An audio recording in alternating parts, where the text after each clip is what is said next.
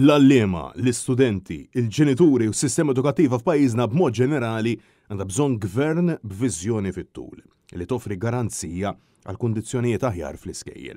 Sostna dan id-deputat nazzjonalista Justin Xkembri meta tlieta filgħodu flimkien ma' deputati Charles Azzopardi u Bernice Bonello indirizzaw konferenza tal-aħbarijiet biex Xkembri jfakkar li qabel elezzjoni il-gvern ta' Abela wieħed li se jżid il-pagi lill-edukaturi biex issa qed imur quddiem l-Unjen tal-Għalliema pakett finanzjarju miżeru saħansitra inqas mill-għajnuna tal-Uli tal-Ħajja.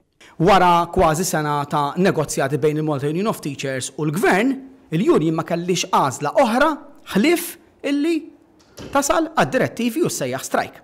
Tajjeb illi ngħidu li matul dawn l-aħħar xhur id-direttivi tal-Malta Union of Teachers ma kinux biss relatati mal-iskejjel sekondarji u sixth forms tal-Knisja u tal-Gvern, għaliex kellna wkoll direttivi fl-Emcast li għadhom għaddejjin, kellna direttivi fl-IFP illi issa għadhom kemm ġew konklużi riċenti, u dan jikkonferma ħaġa waħda, illi l-Gvern mhux vera għandu rrieda l-impenn li jżid b'mod sinifikanti bħalma qal Robert Abela il-pagi tal-għalliema. Justin Xkembri stqarr illi gvern qed ikun inġust mhux biss mal-għalliema, iżda wkoll mal-istudenti partikolarment tas-seba' sena.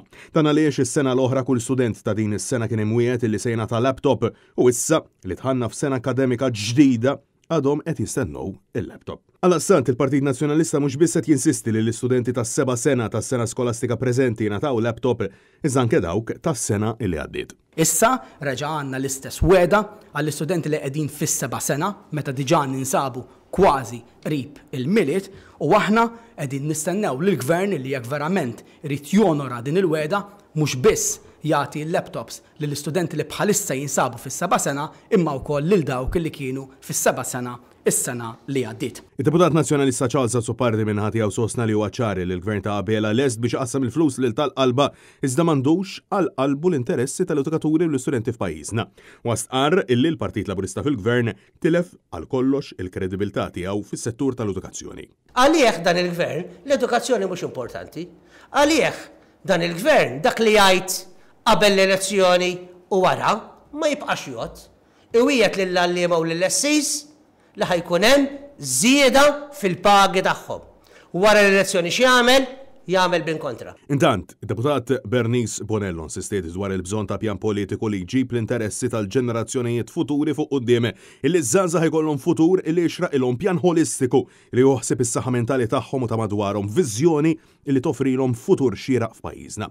Hija insistiet li dan il-Gvern irid jagħti garanzija lill-istudenti u l-għalliema sabiex kulħadd ikollu l-opportunità illi tixraqlu. Dan il-Gvern għandu bżonn jagħmel pjan miftuħ għaż-żgħażagħ u jara li iż-żgħażagħ f'kull settur ġenwinament hemm proposti li verament ħataffettwa il-ħajja taż-żgħażagħ għal ġid. Dan kollu fid-dawl tal-fatt li preżentament l-MUT għaddejja b'direttivi wara li l-Gvern ta' Abela naqas milli joffri ftehim kollettiv u pakkett finanzjarju diċenti li jissodisfa lill-edukaturi, dawk il-professjonisti li jissawru il-ħaddiema ta' għada.